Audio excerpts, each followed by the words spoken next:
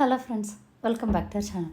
మా తిరుపతిలో సాటర్డే అంటే ఆల్మోస్ట్ 50% అలిపిరి అయితే విజిట్ చేస్తారు. ఒక్కో టెంపుల్కి ఒక్కో విశిష్టత అయితే ఉంటుంది. అంటే కొన్ని వారాలు వెళ్ళాలి అని. మీరు అలిపిరికి గానం వెళ్ళాలి అనుకుంటే మాత్రం 12 వీక్స్ వెళ్ళాల్సి ఉంటుంది. 12 వీక్స్ కంటిన్యూస్గా వెళ్ళి పాదాలు తల మీద పెట్టుకుని ప్రదక్షిణ చేసుకుని రావాల్సి ఉంటుంది. కపిల్ తీర్థం అంటే 5 మండేస్, అమ్మవారి టెంపుల్ తాతయ్యగుంట అమ్మవారి టెంపుల్ అంటే 9 వీక్స్, సుబ్రహ్మణ్య స్వామి తనపల్లి అయితే 6 వీక్స్ అలా ఉంటాయి కదా. కానీ అలిపిరి పాదాలు 12 వీక్స్ వెళ్ళాల్సి ఉంటుంది. పాదాలు తల మీద మోసుకొని ఒక ప్రదక్షిణ చేసుకుని స్వామివారి దర్శనం చేసుకొని రావాల్సి ఉంటుందంట. ఈరోజైతే మేము అలిపిరికి అయితే బయలుదేరేసాం. అలిపిరి పాదాల మెట్లు, పాదాలు అని కూడా అంటారు. ఇక్కడ వెళ్ళే రూట్లో కపిల్ తీర్థం దాటుకొని వెళ్ళాల్సి ఉంటుంది. మనం అర్లీగా బయలుదేరితే కపిల్ తీర్థంలో కూడా దర్శనం చేసుకొని బయలుదేరచ్చు. ఎంట్రన్స్లో గరుడ విగ్రహం ఉంటుంది కదా, చాలా బాగుంటుంది. అసలు మనం కొండకి వెళ్ళాలంటేనే దీన్ని ప్రదక్షిణ చేసుకుని అందరూ స్టార్ట్ అవుతూ ఉంటారు.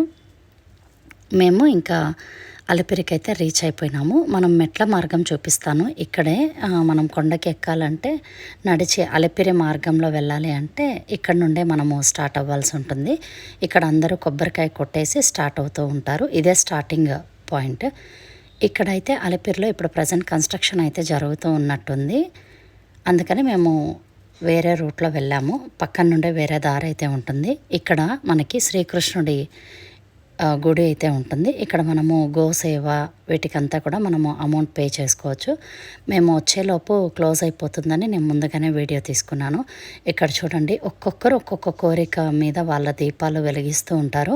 కాకపోతే వెంకటేశ్వర స్వామికి పిండి ప్రమిదలు అంటే చాలా ఇష్టం కదా. అందుకనే ఆల్మోస్ట్ మనం పిండి ప్రమిద వాళ్ళకి నచ్చిన తీరుగా ముగ్గు వేసుకొని స్వామివారికి వాళ్ళ కోరికనైతే నెరవేర్చుకుంటూ ఉంటారు. నేనైతే ఇలా పెట్టుకున్నాను.